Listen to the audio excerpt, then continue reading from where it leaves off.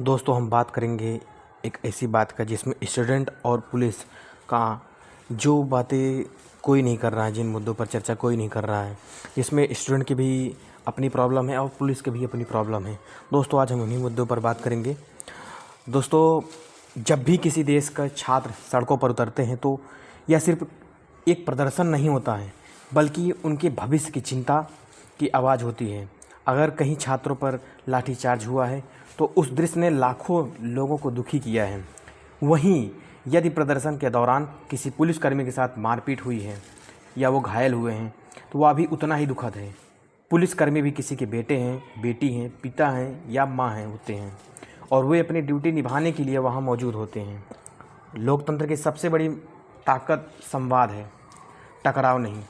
छात्रों की बात शांतिपूर्ण ढंग से रखने का पूरा अधिकार है और प्रशासन की जिम्मेदारी है कि उनकी बात सुने, उनकी सुरक्षा सुनिश्चित करें और कानून का पालन कराएं। वहीं प्रदर्शनकारियों की भी जिम्मेदारी है कि विरोध में हिंसा न बदले, विरोध हिंसा में न बदले। आखिरकार हर किसी एक पक्ष की बात नहीं होती है। जब छात्र घायल होते हैं तो देश का भविष्य आहत होता है और जब पुलिस घायल होती है तो कानून व्यवस्था कमज़ोर पड़ती है। जीत तभी होगी जब न्याय भी मिले और सम्मान भी मिले और समाधान भी मिले। दोस्तों कई सारे वीडियो आए हैं जिसमें मैं देख रहा हूँ प्रोटेस्टर पुलिस को लाठियों से मार रहे हैं, पत्थर से मार रहे हैं, ईंट पत्थर फेंक रहे हैं। ऐसा लग रहा है उनको कि जैसे पुलिस उनकी दुश्मन हो गई है। मैं मान रहा हूँ कि जो उस दिन लाठीचार्ज हुई थी उसमें बहुत सारे स्टूडेंट का सर फटा है, मूड सर फटा है और उनको बहुत सारी चोटें आई हैं। लेकिन क्या हम पुलिस को अपना दुश्मन मान लें? क्या यही एक मात्र रास्ता बच गया है कि पुलिस हमारा दुश्मन है? नहीं साथियों, पुलिस की भी अपनी मजबूरियां हैं, वो उनको भी ऊपर से दबाव है, इस वजह से वो लाठीचार्ज किए थे।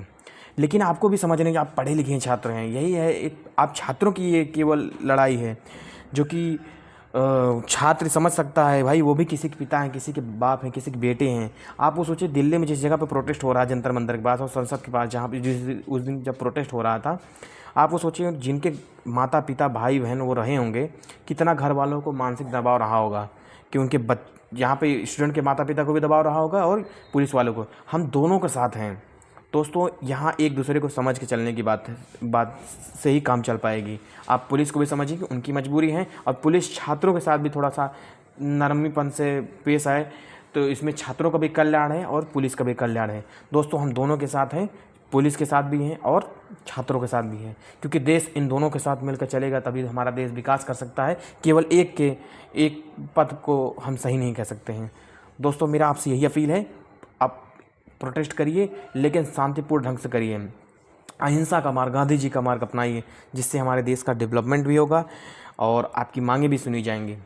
दोस्तों इसी के साथ लेते हैं अलविदा। जय हिंद, वंदे मातरम।